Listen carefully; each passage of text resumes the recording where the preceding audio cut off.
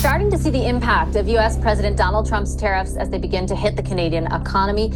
We're moving from an age that lasted decades, an age when free trade was a motor of global economic growth, to a new age, an age of economic nationalism. The vibe is still off between Canada and America when it comes to trade negotiations, Donna, and that the biggest U.S. complaint is the fact Canada retaliated at all.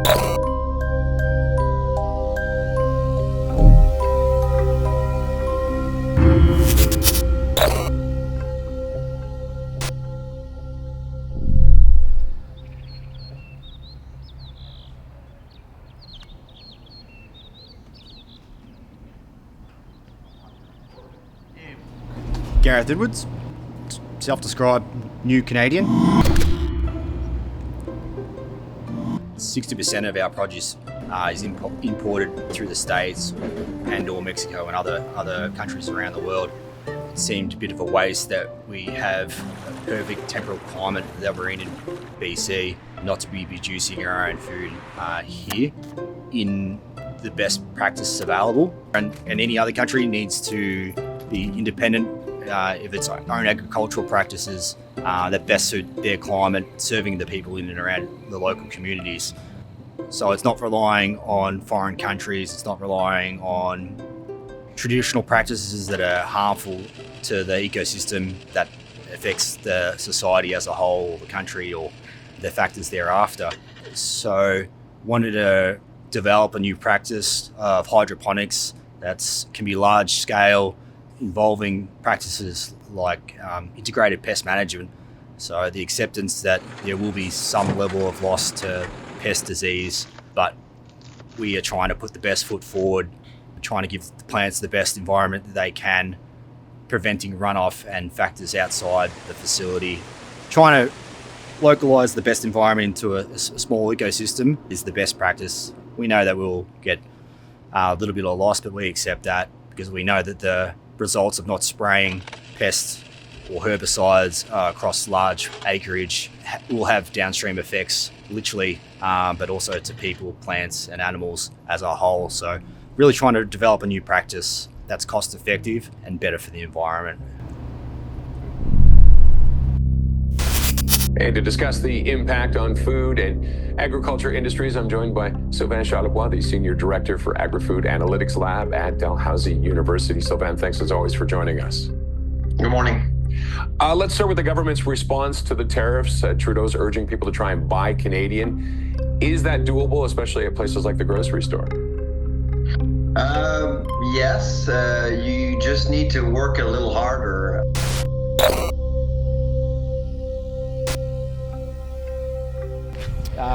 We're just renting a facility. It's a pretty old glass house, and so we've repurposed it for leafy greens and herbs. She's an old girl, but we'll get her running, and it's just the first stage, but we're getting there. So yeah, in the facility we have here, we have this is our workspace. We'll raise our seedlings for a few weeks. We have a section over here for herbs, then we have a section over the back for sorting and packaging herbs, salads for sale.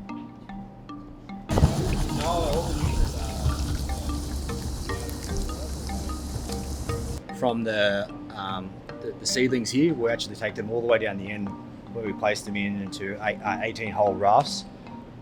And then as they slowly develop and as the crops develop, they'll float this way. We'll push all the boards up this way, and from here we'll harvest them and then send them out.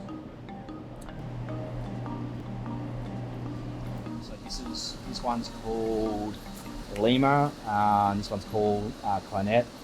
They're just a softer green leaf lettuce, good for things like sandwiches, sort of like a burger, what you'd say in like a burger lettuce. The red stuff is more of a salad mix. So in these varieties here, we've got an arugula or a rocket, hoping to have a bit more of these things through the winter. It was a bit too warm for them at the moment, but they're starting to come through nicely now as the seasons are starting to turn. And then just a few more head lettuces over the back. So they're the nice ones that you get from the shop, the individual wrapped ones. So we're excited to see those ones.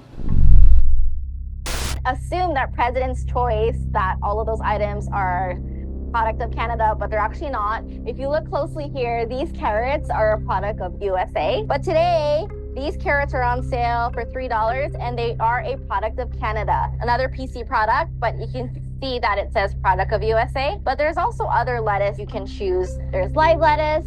You can see it says product of Canada. Very popular item.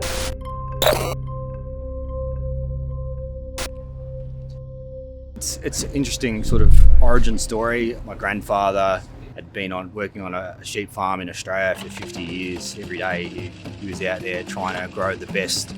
It was a high grade wool, but he also incorporated a lot of best practices.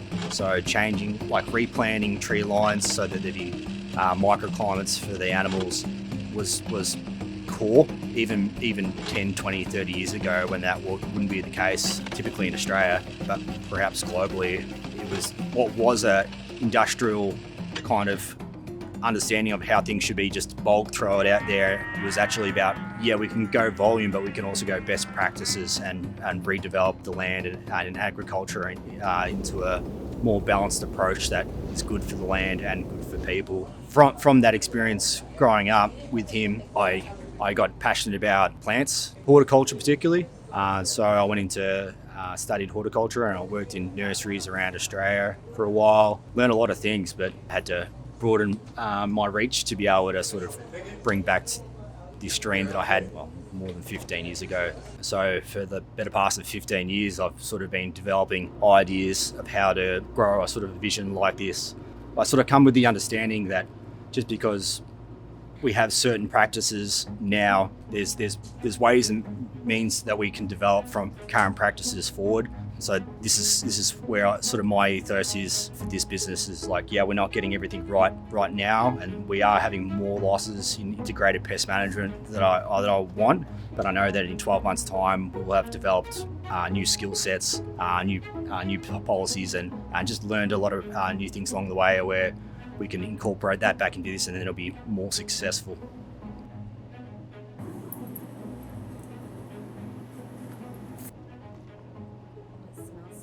Yeah. Yeah.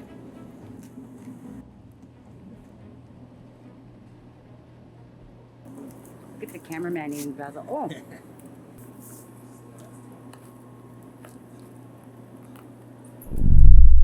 You never know with President Trump.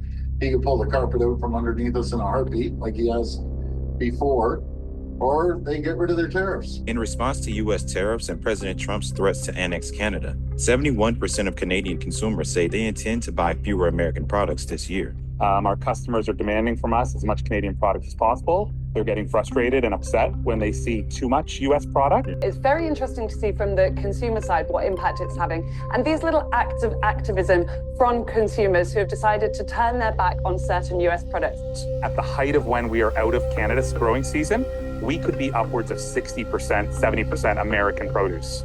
Okay? Right now, we're only running at about 30%.